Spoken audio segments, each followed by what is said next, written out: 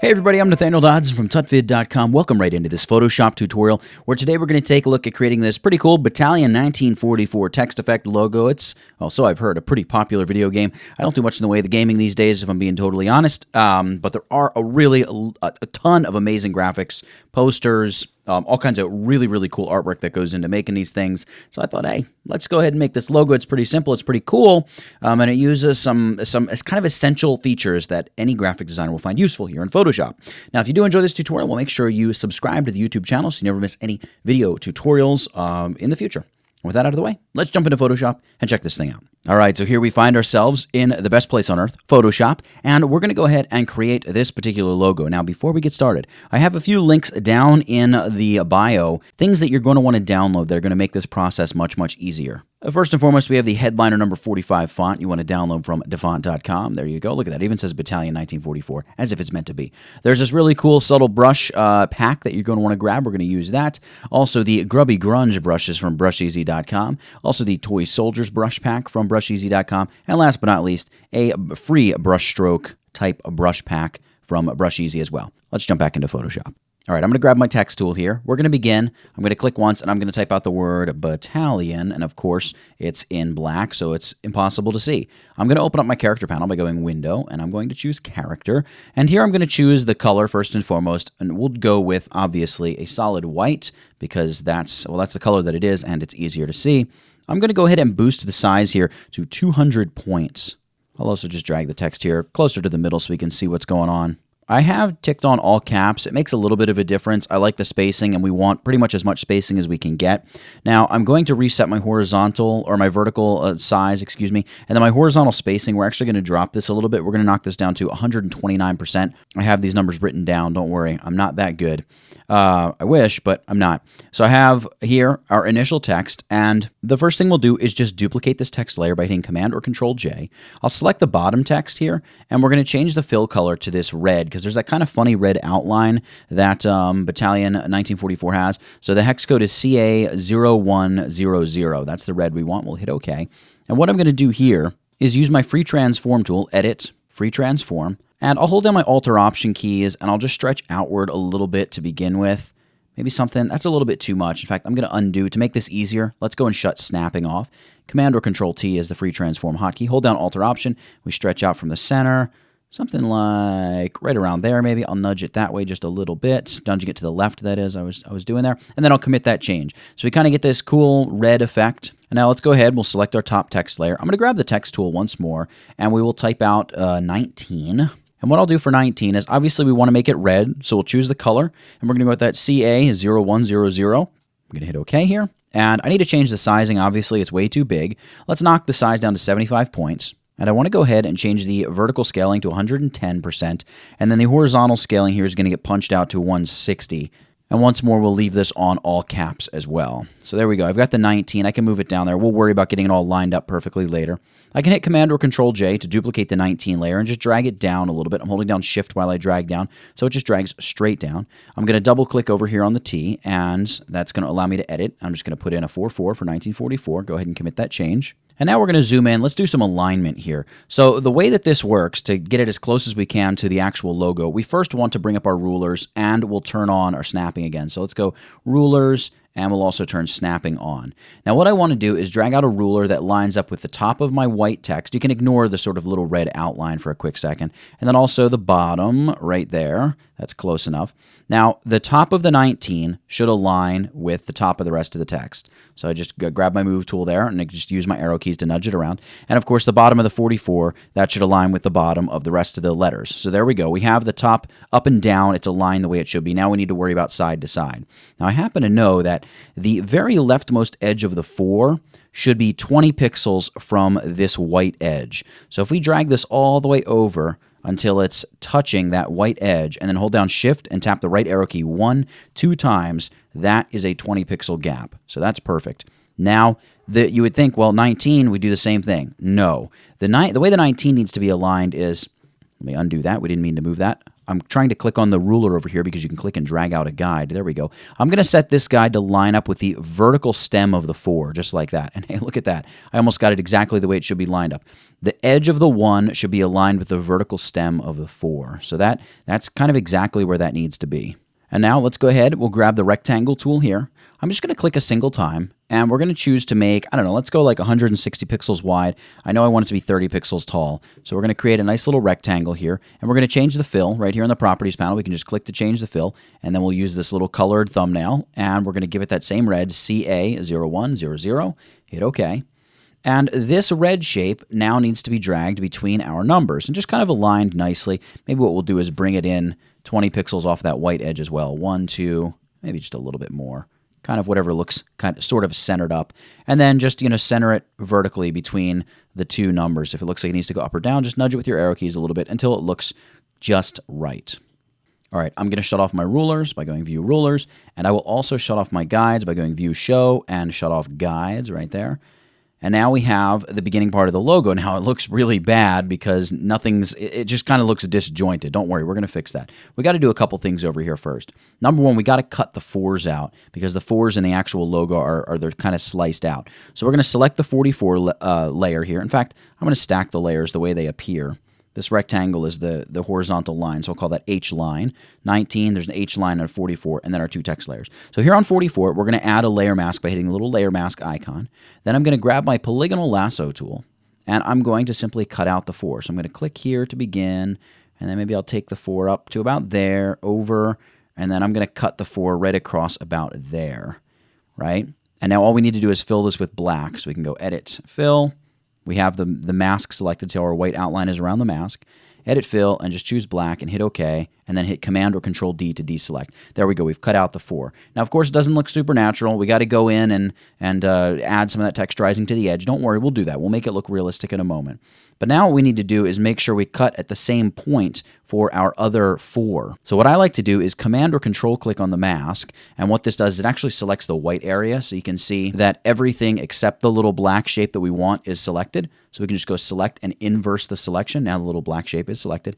We can zoom back in, and if you grab a selection tool like the rectangular marquee tool and you have it set to create a new shape, when you hover within that selection, you get the little white arrow, which means you can click and drag that little selection. So we'll drag this over. I can use my arrow keys, nudge it exactly into place. And once more, once we have it in place, make sure we have the mask selected, and then just Edit Fill and fill it with black. You can use a hotkey as well. I'm just doing this because I'm showing you guys how I do this. So there we go. We've now chopped out the 4s to make the 44 the way we want it to be. And the last thing I want to do is add a little node up here to the 1. It's going to sort of balance things out because the 4 sticks out so far. We really want something up here to kind of weigh down the top left side of the 1. So right here above the 19 layer, I'm going to choose to add a new layer. We're going to go New Layer, and I'm just going to call this Node or something. And once more, I'll grab my lasso tool, and I'm going to click there, and I'm going to drag down, pretty far. I'll go down to like here, and then I'll hold down Shift. I'll come down a little bit further, and then come right back across. Boom. And what I'm going to do is I'm going to grab my eyedropper tool, and I'm going to sample the red off of the letter, and then I'm going to use the hotkey Option Delete. There'll be Alt Backspace on the PC, filled out with red, and then once more Command or Control D to deselect. So now we have our numbers in place, and we're ready to go ahead and texturize. You can see the text already has some texture on it, but we want to kick it up a couple notches. So let's zoom out a touch. Let's select all of these layers and group them up so we can just mask the whole thing in one fell swoop. So I'm going to select the node layer, hold down Shift, select the bottom battalion layer, and hit Command or Control G, and we'll call this text effect or something like that. And we'll add a layer mask to this group. So now we're masking the entire group. Now we're going to go to our brush tool. So at this point, you will have hopefully downloaded those brushes I mentioned at the very beginning of the tutorial. You can right-click here to bring up your brush panel. Now, I've already imported those brushes, Subtle Brush Kit, Grubby Grunge, Army Men, and the free brush stroke packs. But if you haven't, you can hit the little cog wheel and choose Import Brushes, navigate to wherever you save those brush files on your hard drive, and then import them. You can't import the .zip file. You got to open up the zip file and get the .abr file. So I'm going to begin with the Subtle Brush Kit. And we can really go with any of these brushes, any of the first 3 in particular. Let's go with the third one here. And we'll go ahead and make sure our foreground color is set to black. And then just click a couple times and begin adding texture to all this. You can see how this just adds that, we're just punching additional holes in this text. Now, I would caution you, you don't want to go too crazy with this step because adding too much texture is not necessarily a good thing.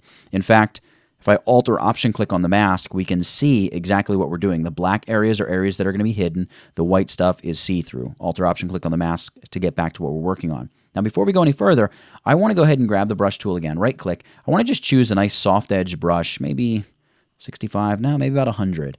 Yeah, we'll go about 100. I said a soft edge brush. I want a hard edge brush, not soft edge. We want to go hardness at 100%, and we want to bump this up a little bit. I can use my square bracket keys and just bump this up, something like this. And we want to paint with white because we want to get rid of some of these white speckles, spots, particularly through the middle of our text. Just like that. Out here on the red, it doesn't matter. But in the white, we just want the speckliness to be at the top and the bottom. The middle should be nice and clean and smooth. All right, now I'll right-click, and I'll collapse subtle brushes. Let's open up the Grubby Grunge pack. This is a really cool pack. There's a lot of these. In particular, I'm interested in these scrapey-looking brushes where it looks like something's really cutting into it. But some of these other ones are going to be really good for helping just dirty up the edges as well. So let's go with these kind of horizontal lines first. You can see how huge this is. I'm going to use my bracket keys. I'm just going to size this down. We want to make sure here that we're painting with our foreground color set to black. And now you can see I click once or twice, and we get this really cool just cut out effect. So I come over here to like the 19, I can cut that out. That looks like a little bit too repetitious. So what we can do is right click and we can actually rotate as well. So we could come over here. Whoops, I didn't mean to do that. We come over here and like cut through the T. I'm pretty sure in the real logo there's a cut kind of heading through it, something like that. That looks cool. Right click, let's choose another brush. Let's go with like this one here. And let's downsize this sucker and let's come cut through the bottom of the B and the A. That's kind of neat. Right click. Maybe we'll tilt this a little bit this way, and we'll come over here down through the O and the I. And also, don't forget about the 4, the 44 and the 19. Make sure you show that some love, as well as the horizontal line. Very important, by the way, that we texturize this horizontal line because we should not have these sharp edges when we're done with this. We want to make sure we get in there and dirty things up. Let's go here with this one. This one looks interesting, right? And this one, we can go to like corners of letters, just click a couple times and just take a bite out of the corner of some of these letters and numbers, right? And remember the node on the 1, we also drew that, so we want to make sure we kind of dirty that up a little bit as well. I'm going to come in here and just kind of gunk that up. Interesting. I'll come right through there like that. That looks cool. I'm going to right-click. Let's choose another brush. This is all just, touch and feel. Just have a little bit of fun with it. There's really no right or wrong way necessarily. I'm actually going to zoom in a little bit here because I really want to make sure I get in here and dirty up what needs to be dirtied up, both along the 4, right? We want to make sure this looks kind of natural and grunged, as well as what we did up here to the 1. So we'll go around that, and we're going to mix it up with some other brushes. Don't worry. Yep, undo that. You don't want to paint with a massive brush. That's going to cause some problems. There we go. We can dirty up the 4 a little bit more. The whole key is just nothing should look uniform. Everything should look really, really organic and like it's been obviously worn and grunged and everything that we love so much about this kind of grungy, dirty effect. But one thing that did strike me about this particular logo is it's not overdone. Like there's not too much. It's just the right amount that they kind of cut away. So they're very careful not to take too much. Let's go ahead and grab like this one here, and let's size this down. You can always use the little feature in there to size down as well. Ooh, I don't know that I really like that brush.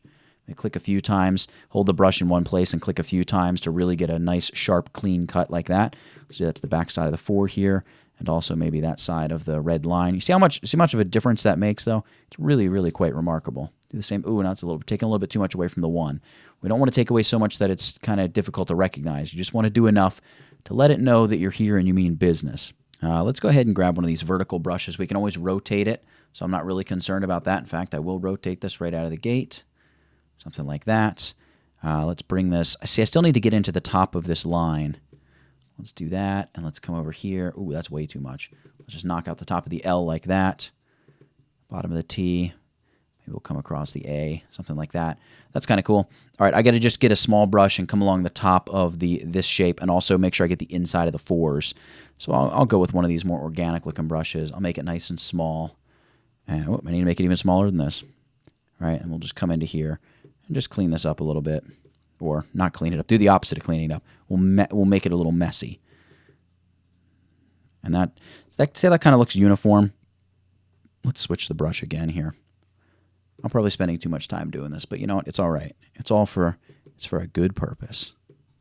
There we go, something like that. I'm going to right-click here. I'm going to flip the brush around, and let's go ahead and get the back side of that. See how much better that looks? Now it's really starting to look Really starting to look natural. So there we go. Something like that's probably good. We could take it further, obviously. But again, you don't want to go too far. The trick is knowing when you've gone far enough and just kind of, all right, that's enough. Time to calm down. In fact, I'm looking at it. I need to go one more. Hold on. I need to go one more here with these lines. Cut through. Oh, you know, that looks too organic, doesn't it? Maybe we'll go a little bit flatter. Something like this. Like that. All right, cool. That's good enough. So I think we've mixed things up adequately enough. And what I want to do now is just drag this text down. I'm just using my move tool. It's all grouped together, so it's all going to travel together. And I'm going to create 3 layers between this text effect group and the background layer. So I'm going to go 1, 2, 3. And the one on top I'm going to call Guy. The one here I'm going to call Red. And the one here I'm going to call Dark Red. And what I'll do, grab my brush tool once again, right-click.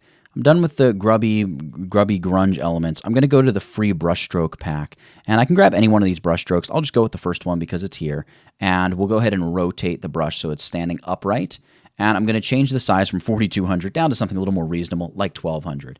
And you can see now we have this big upright paintbrush. I'm going to change my foreground color here to 931C1A. It's this nice dark red. And I'm just going to go ahead, we basically want to create a red plume that goes between the middle of the T and pretty much the I here. So I'm going to click, I'll click like once, and then I'm going to right click, I'll find another brush. Let's go with like this brush. Again, we'll rotate it upright. And once more, reduce the size to 1200, something like so. Whoop, I didn't mean to put it over there. And then remember, we don't really want it going past the middle of the eye, so just keep that in mind. Boom. So there we go. We've created the first base of our redness. We'll go to the red layer. I'm going to change my foreground color here. I'll change this to the same bright red we've been using, CA0100. Very, very bright red. And I'll right-click. Let's choose another brush to keep things mixed up here. I'm going to go with this one. And there's really no right or wrong way here, guys, by the way. I'm going to go with 1000 pixels, and we will once again rotate this. And what I'll do here, undo that. I'm going to click once to add just some of that really crazy blood red redness. And then I'm going to grab this brush. I'm going to go like 1100 for this brush. Once more, I'll rotate this upward. And I'm going to put this in right about here. So something like that. Maybe I'll click another time. Clicking too much just knocks out all that really subtle texture that really makes this effect super duper cool. And now for the guy layer, this is where we add a little army guy in there. And you could really, the best way to do it is going to be actually trace over an army guy. But I found this little brush pack that has like plastic army men. So I just went with that. It's really not the greatest. It's not the greatest, but it kind of works for what we're doing here. So I'm going to go with the guy with the rifle above his head. And let's just try knocking him down size-wise to like 700 pixels. Let's see what this looks like. And it might be a little bit big, so I'm going to use my left bracket and just size him down. 600. No, maybe 650. Let's size him at 650. And we're going to set our foreground color here to black. I'm going to hit OK. And we'll go ahead.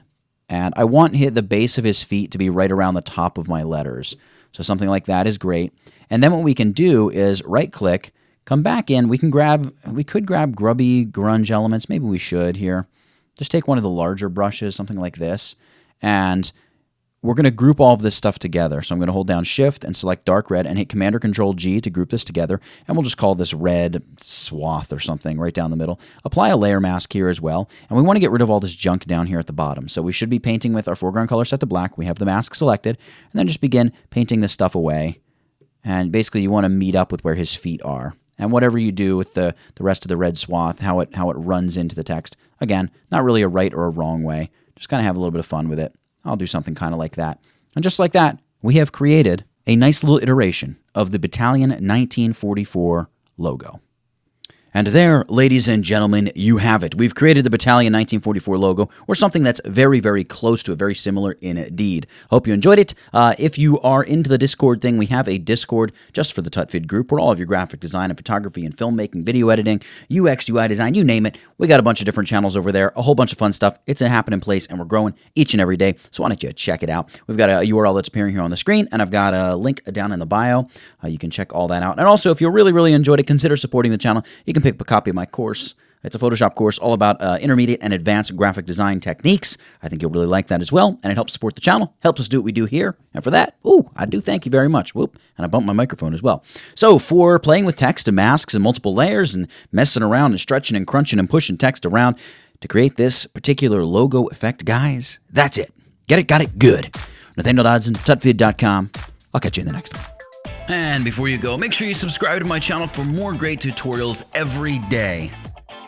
Also, buy my course. It helps us do what we do, and this channel is supported by viewers just like you. You can also just click the thumbnail and watch another video from this channel. See you next time, guys.